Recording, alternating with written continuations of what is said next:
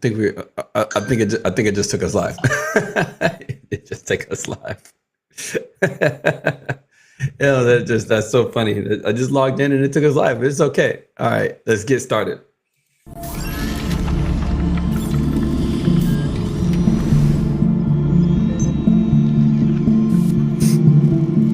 Good morning. Good morning. I hope that you guys are feeling amazing and having a great morning. I had to start off by saying I got a lot to get off my chest, but before we get all that off my chest, make sure to check out Riverside FM. Riverside has been so good to us.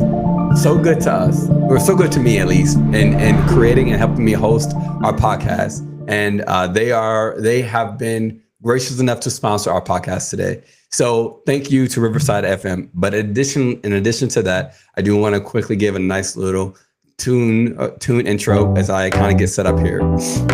Because, it's sometimes technology... Powered by Riverside. Sometimes technology just throws you for a loop. And it just starts your podcast without you even being prepared in the moment. But I guess that's all right. That's a good part about doing these live. It's a good part about doing these live. So I am very, very happy to be on here again today. Really, I'm just so proud. I'm just so proud to have the space and the time and the freedom to be able to be here and share insights and give actionable steps and tips as well. I think that's like probably just the most beautiful thing is being able to help and share. Before we get started today, because I do have a lot to get off my chest. I've got a lot to get off my chest. So it's kind of a good thing that Riverside just accidentally started like earlier. It's actually a good thing. I didn't even get the chance to test anything. I hope my audio is fine. Let me check my audio. Un momento. Let me check the audio on the podcast. Let me check the audio. Well, I can't.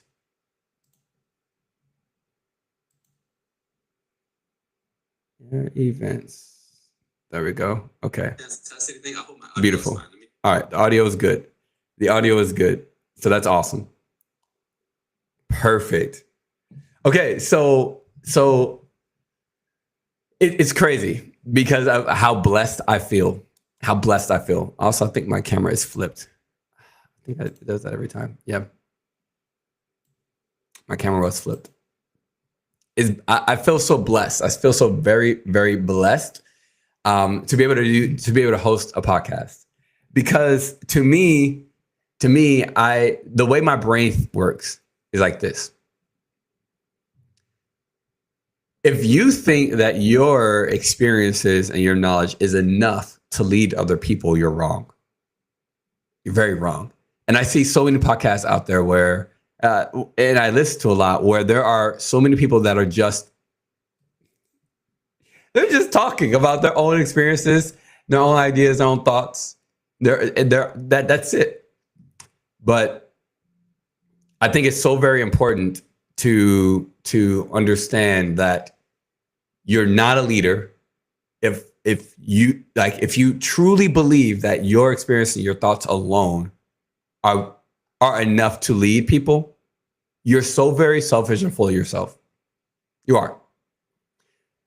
You need your own experiences and your knowledge, as well as the knowledge and experiences of others combined to lead people. And so that means reading books, watching other podcasts, watching news reports, understanding history, so many different things. And that's where the success blueprint comes from. It comes from not only my lived experiences, the experiences I've helped out other people with as well, to be able to have and help them to grow, and seeing the difficulties and the intricacies of their lives, but also from books, which is where so much of our content comes from, is of me reading a book and diving deep into my understanding of it, and then walking into the podcast studio and saying, hey, I learned this, but here's how this actually applies, and here's how I applied it to become successful, and here's how it matters to the blueprint to success. I love that, because there's so much about success. There's so much. And it is not enough just for you to say, hey, I'm going to start a podcast and talk about my experiences. No, I get so tired and exhausted of it. You can always tell. So I said I got a lot to get off my chest, but that's not even what the podcast episode is about today. So good morning. Did you know that you've already made $1 million? Probably. You probably already made 2, depending on where you are. You probably already made 5. Did you know that? That might be, I think that's one of the most profound things I thought about. And so today I'm going to help you to learn how to change your thinking from short-term to long-term just by understanding the concept of you've already made $1 million. Should be a sweet time. So how do I know that you've already made $1 million? And what does that even mean in terms of going from short-term to long-term thinking? And how can that apply to my success? So today we're going to be talking about the cost of missed opportunities. We're going to be talking about the cost of missed opportunities. So give me just a second and I'm going to transition.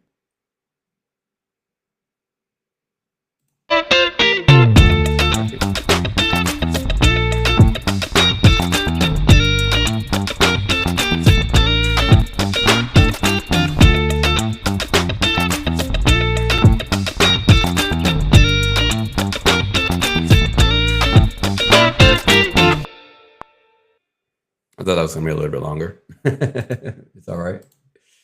It is all right. Okay, so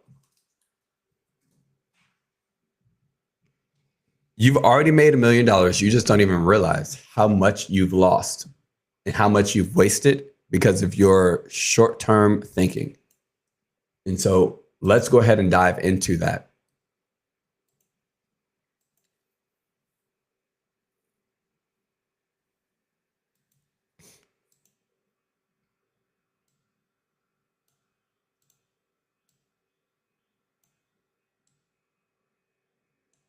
Just getting my stuff ready here because something Riverside started without me realizing. All right. So here's the way I kind of want to break this $1 million down because it can be a little bit different to think this way, but I hope that I can present some good value for you once my nothing to see. All I needed was an extra second, but no.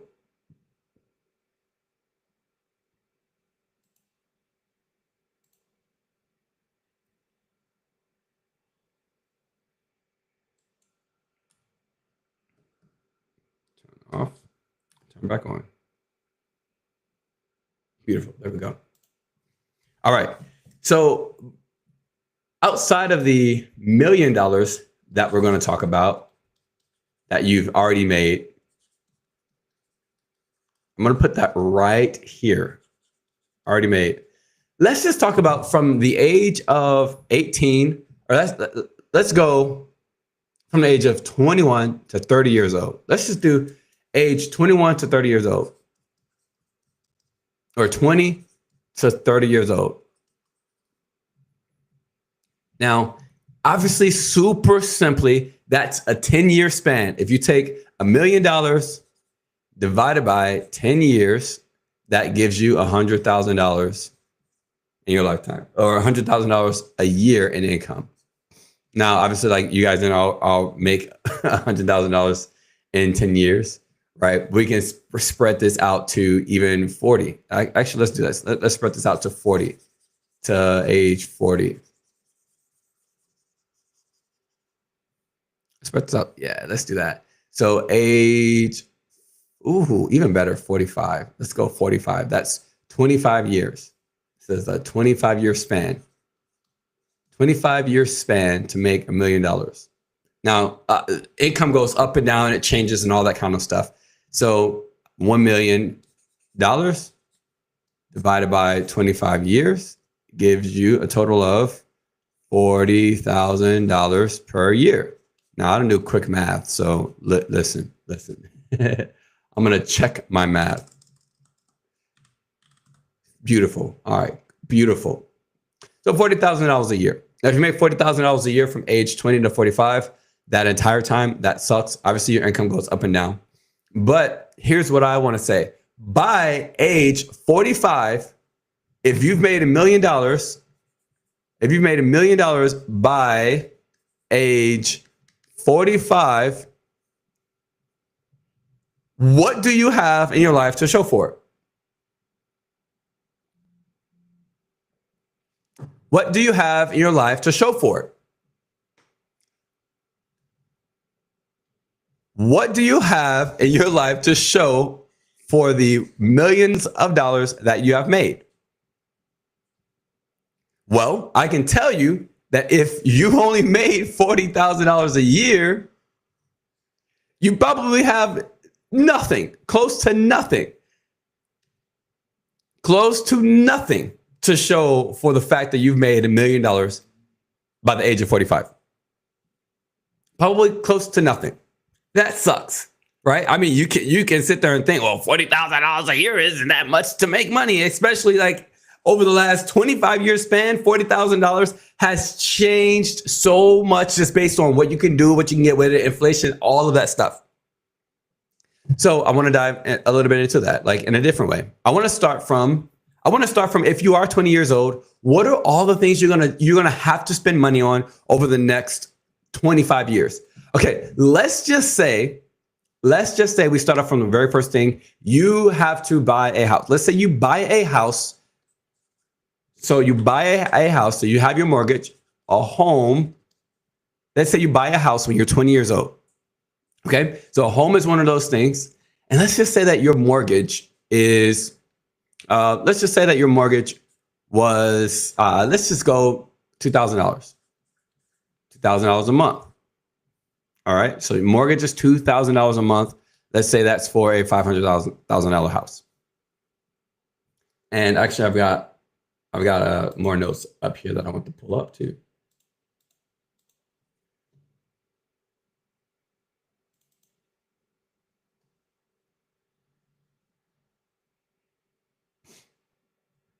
All right, we're gonna also include in your home like the HOAs and all that kind of stuff. But let's say like utilities as well. Utilities. Let's say that you spend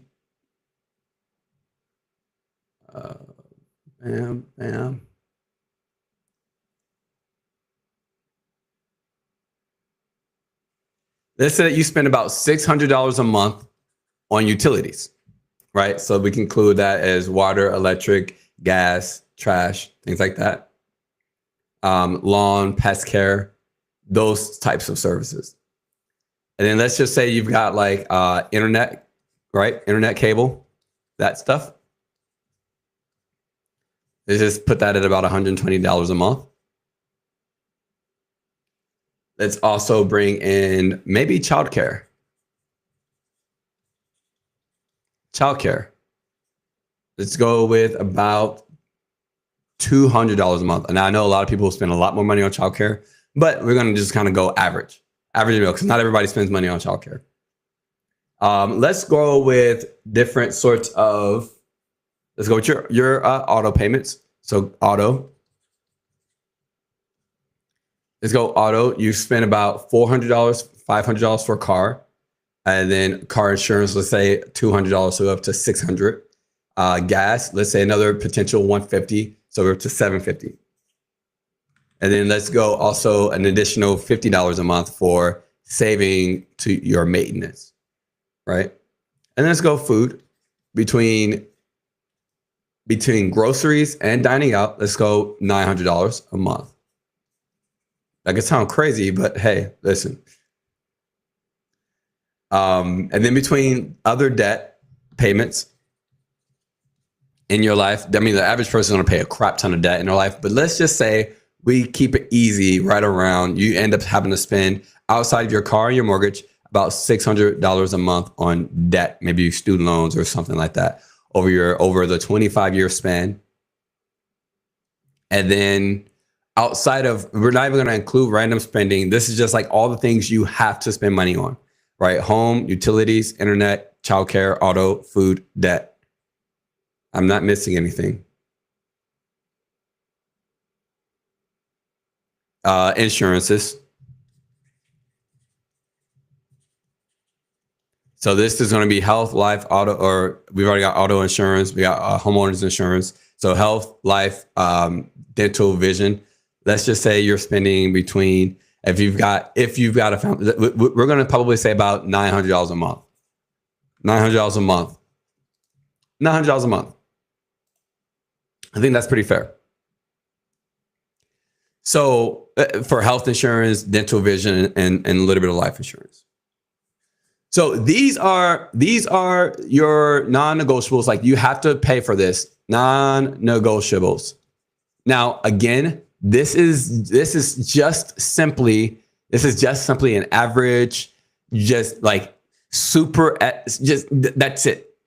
But let's say from age 20 to 45, these are your non-negotiable expenses. You have to pay these. That's a total of how much per month?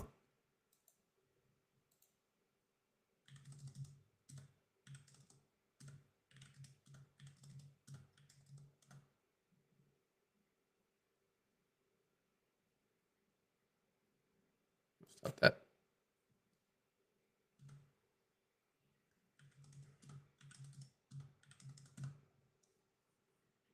That's a total of $6,120 a month in expenses. That's kind of crazy. Now, I know a lot of people don't even have expenses that much. Then they also don't have income of that of $6,000 a month. I know. So some of these can be a little bit crazy or jacked up. And just kind of throwing some different numbers out there, right? You can have anywhere between potentially maybe $2,000 to like $8,000 a month in expenses, just depending on your situation. The insurances, it might not be as much of a priority to a lot of people. I understand that.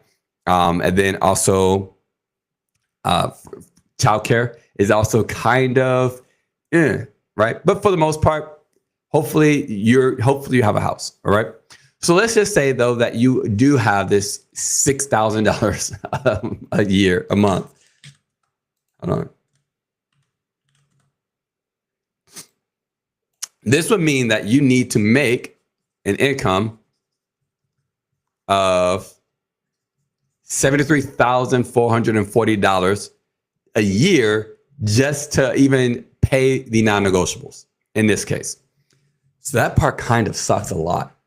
Is that these are realistic numbers for many people. For many people. You know, the average entrepreneur makes about $73,000 a year. That sucks. So let's just say by the time you're 40, this is what you're spending. But when you're much younger, you're probably around the $2,500 or so. So non-negotiables is that. Skipping this on over here.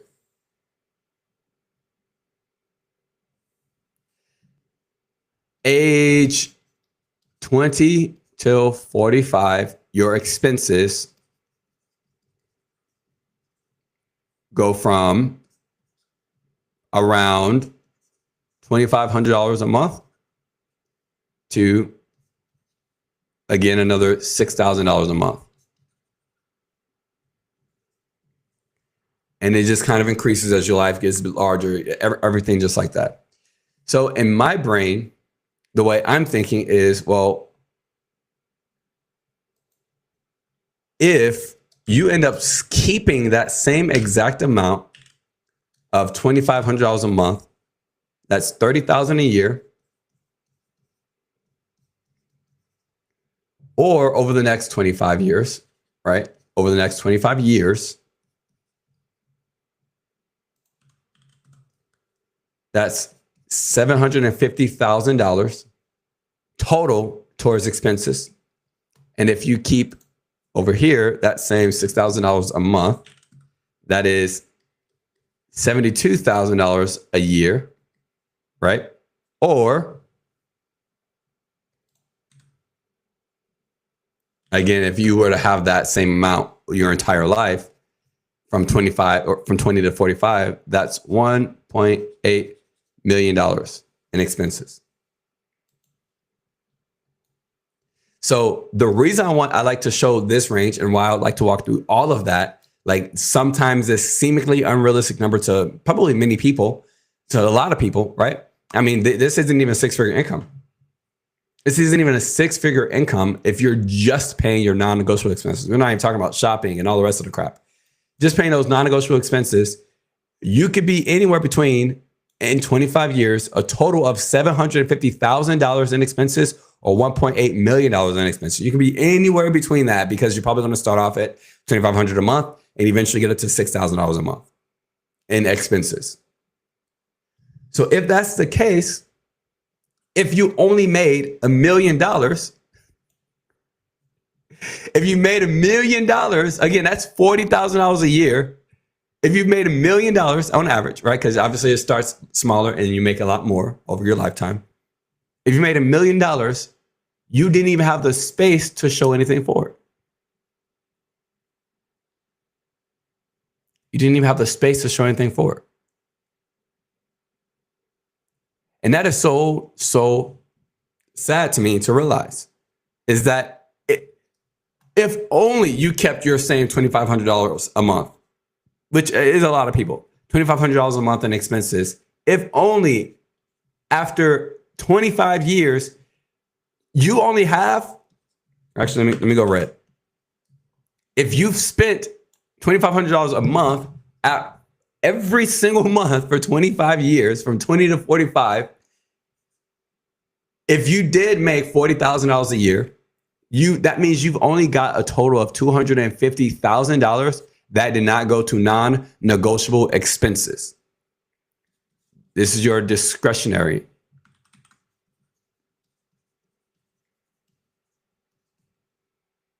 Now, obviously, on the other hand, you would have needed to make a lot more money in order to keep up with this. So let's just say by the same metric, right? So this is by the same metric. So this is one quarter, or excuse me, this is 3/4.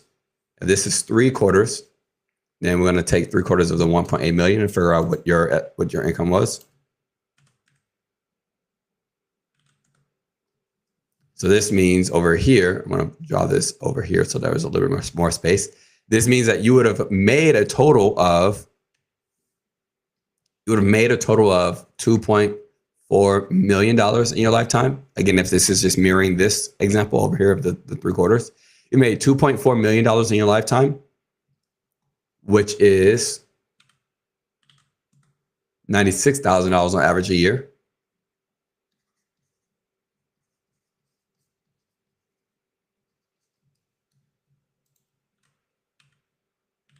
Which is $8,000 a month.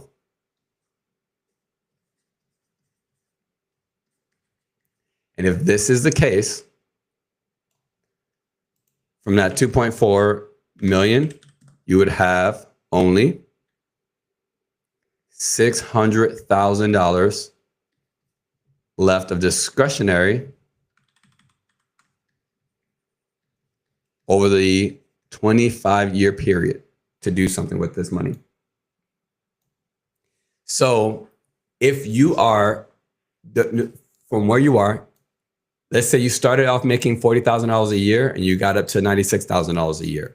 What this actually means is if on average you follow what I just showed, you'll end up having an extra $250,000 to $600,000 of discretionary income if you only spend money on the non-negotiables, no extra shopping, no frivolous spending, no crazy amounts of extra debt and interest, none of that stuff.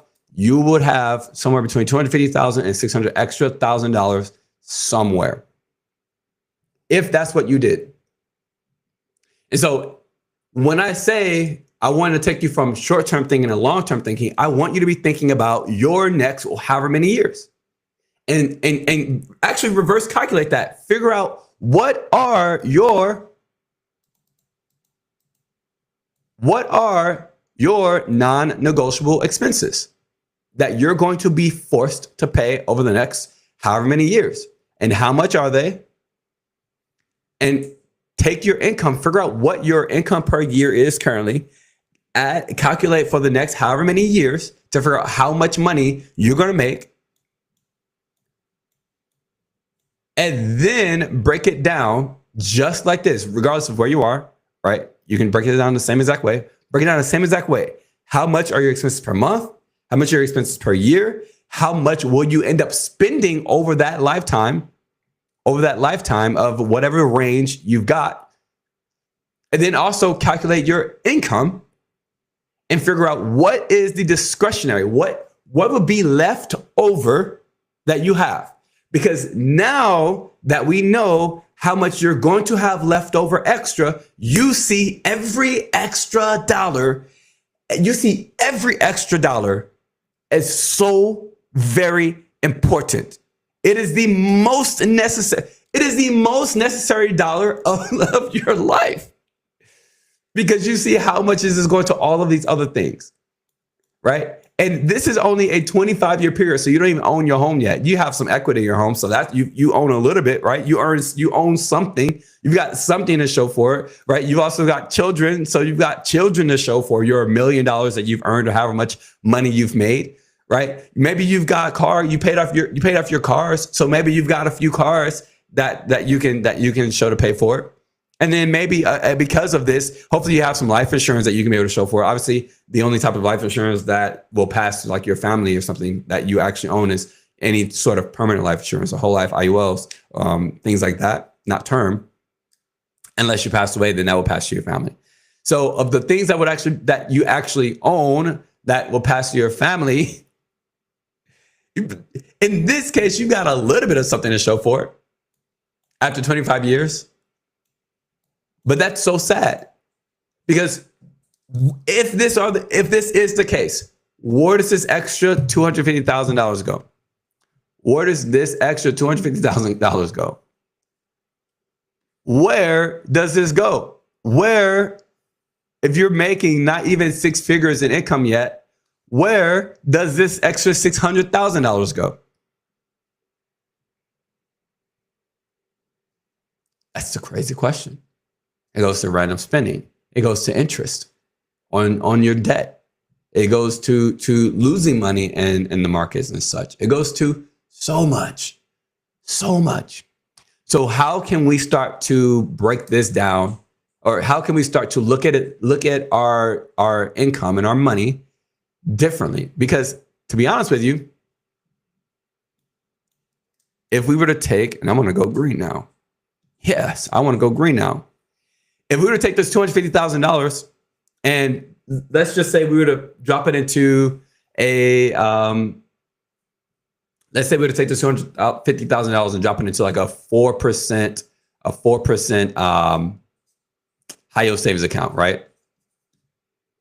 Let's just say we would do that. Now, obviously, it's going to take time to build this up, right? It's going to take time to build up that $250,000 over the course of 25 years. That's $10,000 a year. Actually, matter of fact, no, let's do that. So $250,000 a year means that you've got over 25 years, $10,000 a year that you can save.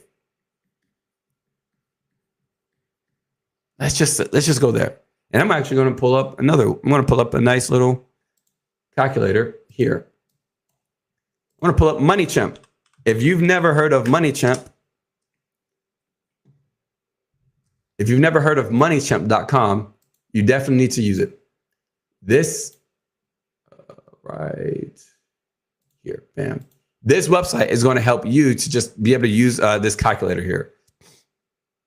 So let's say that you start off with no principal, no money, right? No money in your account.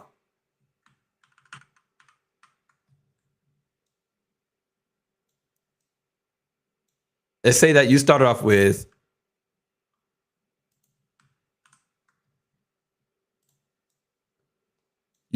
no money in your account, and you put $10,000, your extra $10,000 a month into your account every single year, $10,000 a month, $10,000 a year into your high yield savings account over 25 years.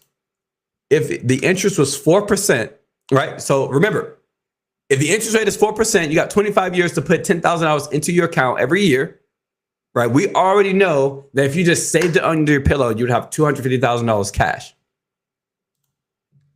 If instead of spending that money frivolously, wherever, doing whatever you would do with that money, you could have $433,000 instead. $433,000 instead.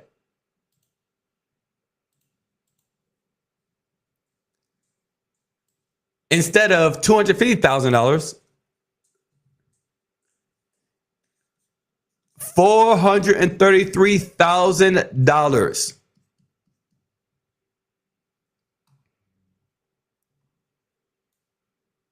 If you only paid exactly what you needed to and you saved into a high yield savings account for 25 years, that additional $10,000 a year, you would have almost double. Almost double. Let's do the same thing with this. Let's do the same thing with the $600,000. $600,000 divided by 25 years, $24,000 a year. Now that's obviously you want to, if you got $24,000 a year, you should be saving that definitely elsewhere. But let's just say, even if it wasn't a high yield savings account, right, that you were saving it to, even if it was not a high yield savings account that you were saving it to, just an account that grew on average 4%, you would have an additional $1.03 million. $1.03 million. That is disgusting. That's disgusting to me.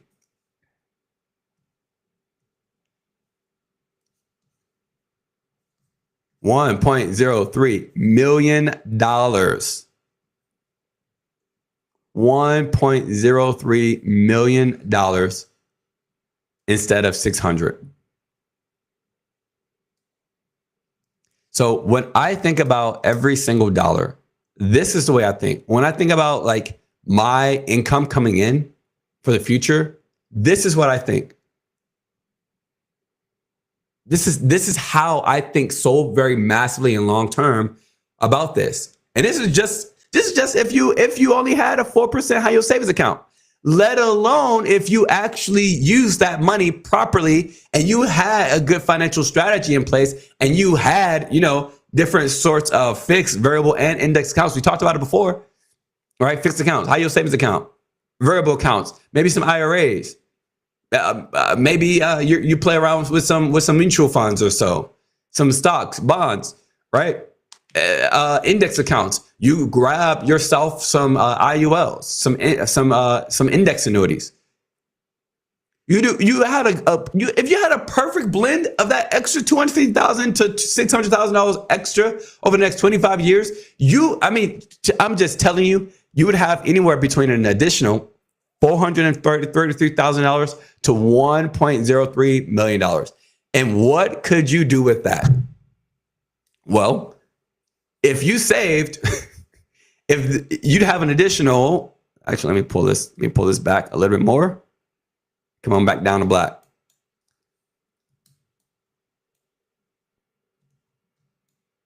Right here. So if, because you did what I just showed you, and you ended up having an additional $433,000 to $1.03 million.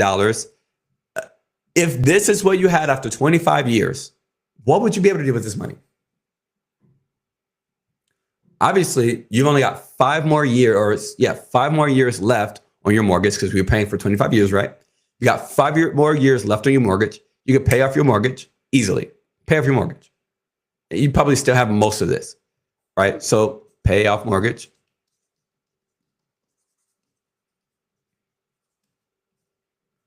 Which now means that you own your home. Legacy. That passes straight down to your family.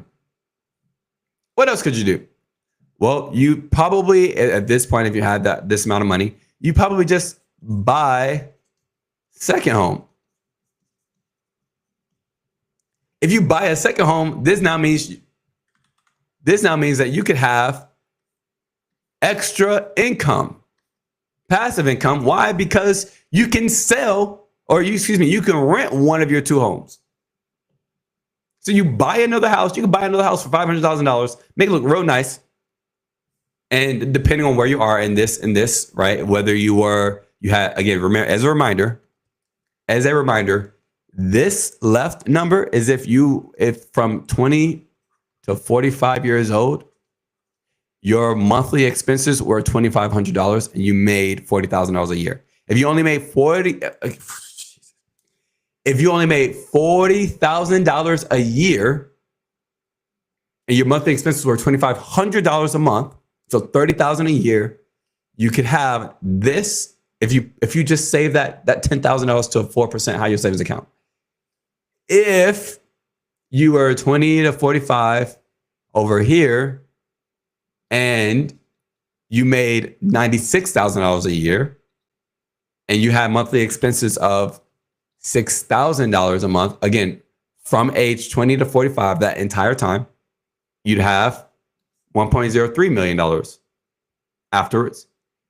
And if the way life goes, you started off probably at the 40,000 a year, maybe around 20, which I know could sound crazy for a lot of people, but you started off at $20,000 a year or $40,000 a year at 20, and you grew up to potentially $96,000 a year over the course of 25 years. That means that you could be anywhere in between this.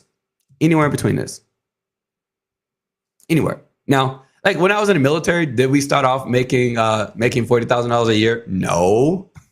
But if I spent 20 years in the military and I retire, I'd probably bring it in about $70,000 to $80,000 a year from retirement. No, let's not even get into disability, and then also get another job. So I'm definitely well past that $96,000 a year. Well past. I'm looking at the 130, 150,000 plus at that point in time. So the balance still balances itself, right? You might be a little bit under, but later on, depending on what you sacrificed, right? Depending on what you sacrificed, you're probably a lot higher. So again, just average ratios for this. Now, this is not everybody, but the reason why I say this is because you want to get to where this is you, right? This is why we even talk about this. Anyway, going back to this, buy a second home, you can now start bringing in passive income through that, right? You would have your different sorts of assets, your financial assets, like financial accounts.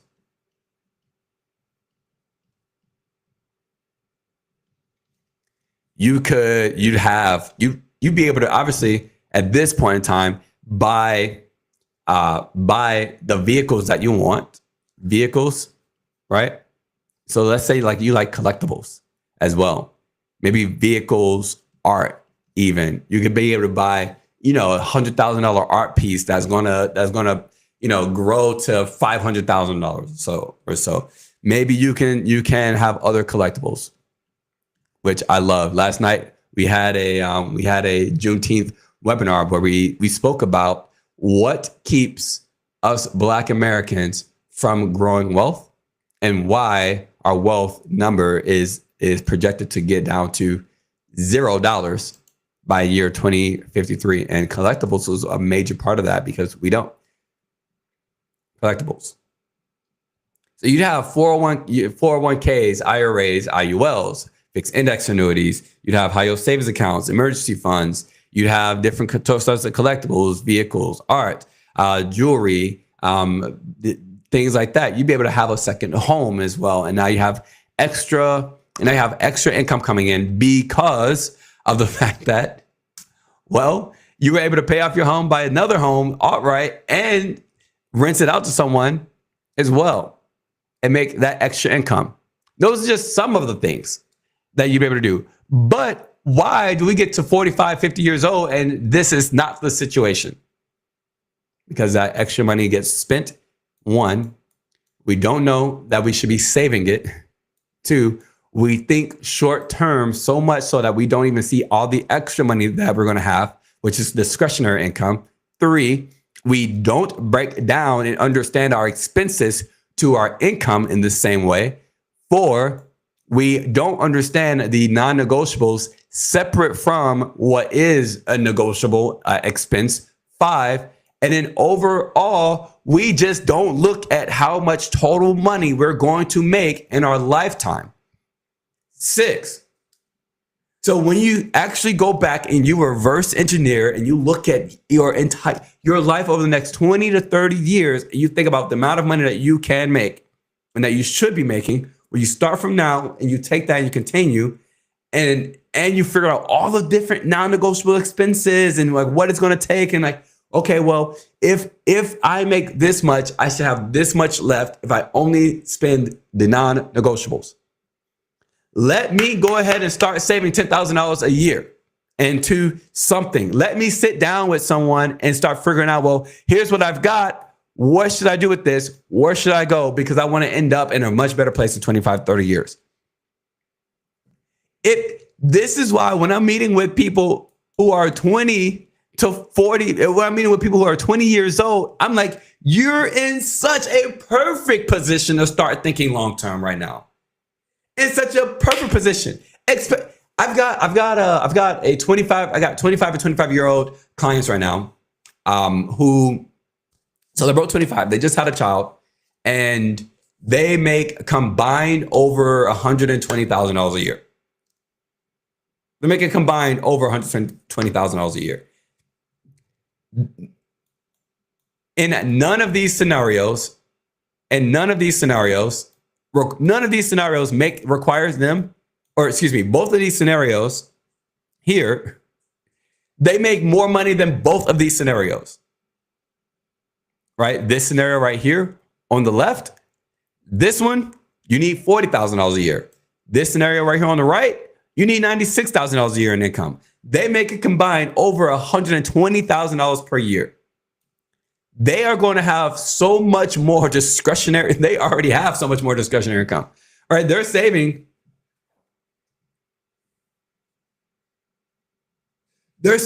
a combined about $20,000 a year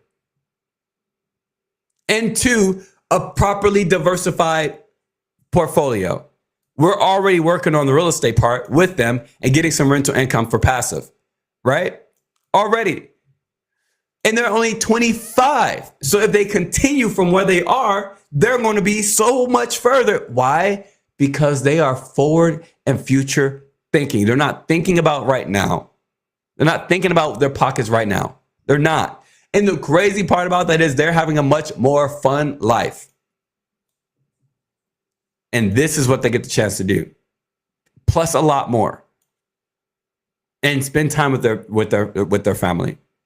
Man, I cannot tell you how important it is to start thinking in the future this way and start planning your future this way. Like, it's so simple. It took 40 minutes for me to explain and break this down so that way you can understand this. It's going to take you so much less time for yourself to understand this entire picture. This entire picture. I told you I had a lot to get off my chest today because I am exhausted of people only thinking about right now. I'm exhausted of it. And then they complain when they do get to 30, 40, 50, 60, 70 years old and that they have nothing to show for their lives. Nothing at all. I mean, I could have literally went $500,000 by the age of 45. And I will promise you, it will be the same exact situation. Same situation. Doesn't matter. I could have put $5 million right here. It'd be the same exact situation. Why? Because people take the non-negotiables and add on to it all these other negotiables, these wants, desires that fill up their income. It just does.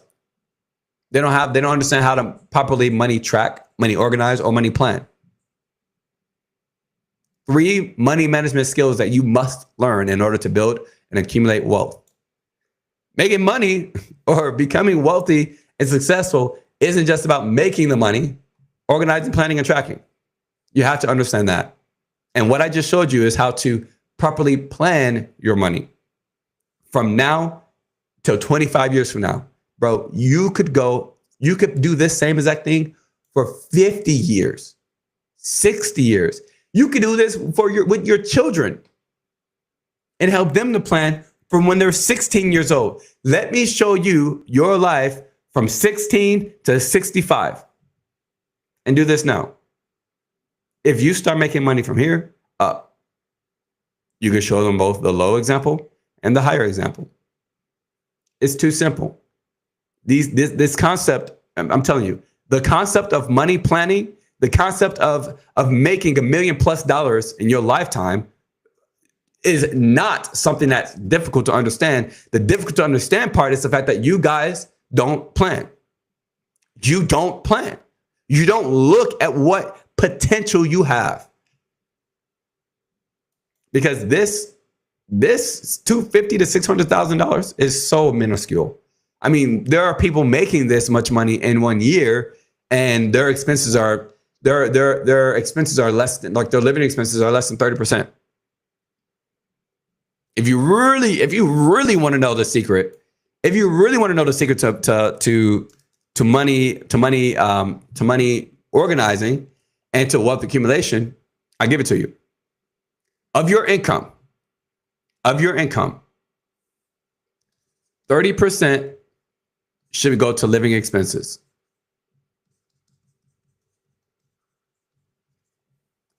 10% should go to taxes. All right. That leaves us with 6% left. 20% or 25% should go to maybe debt and savings, like short-term savings. Short-term savings, like emergency funds. And then the rest, I believe, 35%. Check my math. Yep. The rest should go towards your investing and charity. Investing and that investing looks really bad.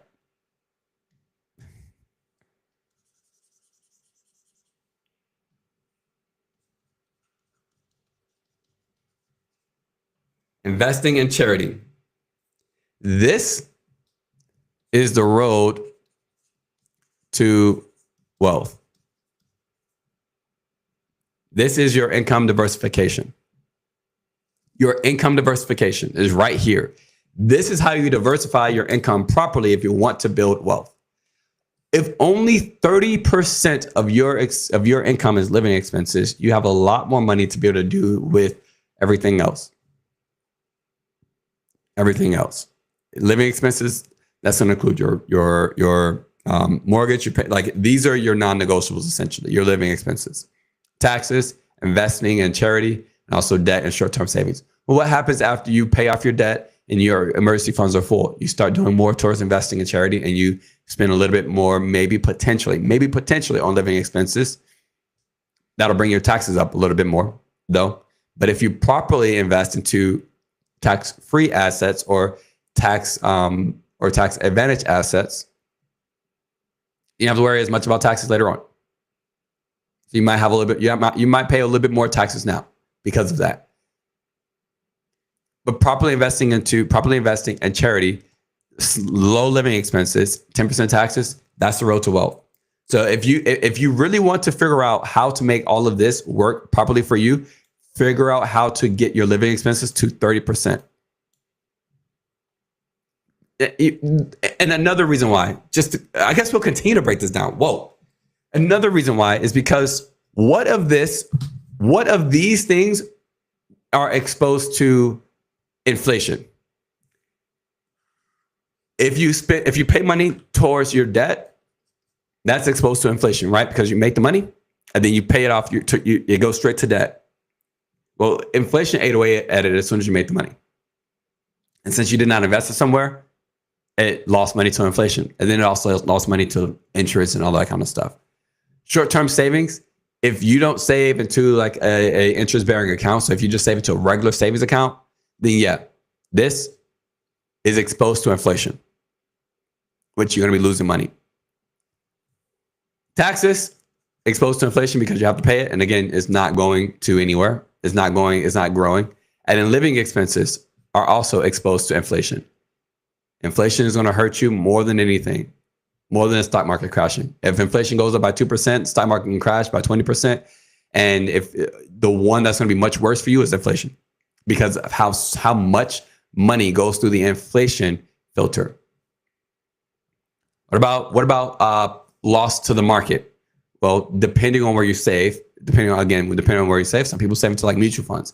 You could potentially lose some of your savings to the stock market. Some of your money, depending on where you invest, could be lost to the stock market.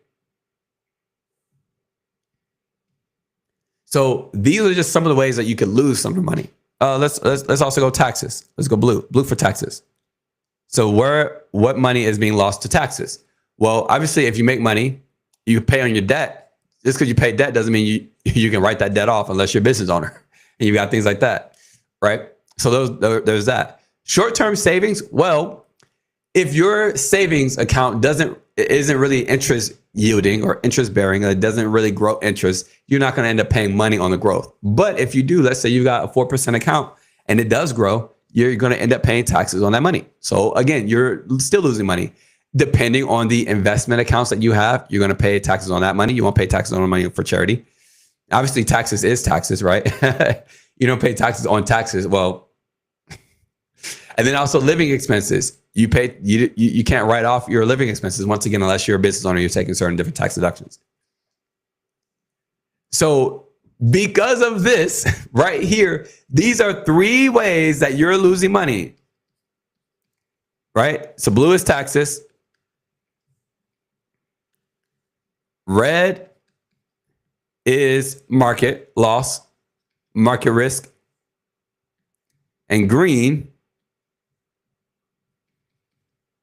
is inflation risk. So if you really want the road to wealth, you need to understand inflation risk, market risk, and also taxes. You got to think about all your money as going through a filter. All your money, all of your income goes through a filter. It comes in where you put it at will then take you straight through into the next filter. So if your money goes straight towards short-term savings, that's depending on where you put it. That's 3 different potential places that could ruin you, and you could lose a lot of money. So where would you rather have the most of your money going? Probably towards charity and investing into assets that are not exposed to as much of this.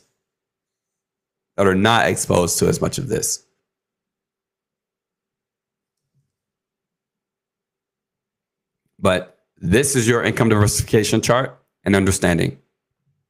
Now, with all of that being said, that was a lot. The reason why I wanted to explain this today is because you make a lot more money than you actually think and believe you do. You do. I don't care where you are. If you properly plan it and understand and organize your spending properly, like the income diversification I just showed you. It is difficult when you have a lower income to have your living expenses under 30%. It is much more difficult. I do get that. But you're not doing yourself any justice by not planning because you feel like you have less money. You're not doing yourself any, that's like knowing that your bank account is being emptied out, so you just don't look at it. Why would you not look at your bank account when you know you got so many things coming out of it? Or it's like the people who are like, the market's been really bad the last year. I don't want to look at my 401k. Why would you not look at your 401k when you know that the market has been bad? If you know that you don't make that much money, why would you not look at how much money you're going to make, how much money you're going to spend, and how much money you're going to be able to keep? Why would you not look at it? The only way to look at it is to plan it, to sit down and actually do what I just did with you. I had a lot to get off my chest today, and so I hope that this is making sense. I actually had a lot more I want to be able to discuss about this right here, about the opportunities, because this that I just talked to you about are opportunities. And when you are dealing with the poverty tax, when you're poor, or you're dealing with the poverty tax and you're not able to take certain opportunities. It is not as easy to be able to do something like this when you make so little money. This is the possibility that you have if you make $40,000 a year and you've only got expenses that are $30,000 a year. If you make $40,000 a year, that's $3,300 a year. Excuse me, that's $3,300 a month that you make. If you make $3,300 a month and your expenses are $2,500 a month right now, you could have, and if your income never grows, you can have $250,000 after 25 years. Excuse me, no, I'm sorry. You have $433,000. $433,000 after 25 years. If you make $3,300 a month and your expenses are $2,500 a month. And I know that could sound crazy, right? But I just showed you realistic numbers. So doing this, break it down for yourself, for your actual real numbers.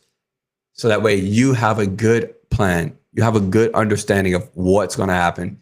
And if you would like to sit down with someone and go over your expenses, the link to my free financial planners, full firm, free financial planners, they'll walk through, they'll do all this with you, they'll help you to be able to find and find all the right things, the right types of accounts, the right types of budgets, all of this stuff. They'll help you out with. The link is in the description. Feel free to reach out as well. And if you're like on Instagram or TikTok or something like that, you can just like reach out and DM me. I'll get some time for you with one of my planners or anything like that as well. But with that being said, guys, I hope that this has been valuable for you today. Please do this for yourself. Please. Also, I'd love to know in the comments, like, what are your thoughts about this? Where do you find that this is a lot more difficult than it seems? Because numbers show theory, but they don't always reflect what's actually happening in your life. So I'd love to know. With that being said, guys, you guys have an amazing day. I look forward to seeing you guys on Monday when we're going to break down the rest of these opportunities that you missed because you're so poor. So have an amazing weekend. Go and do something fun, something cheap, but go do something fun. You look good. Stay fresh. Stay well. You guys have a beautiful day.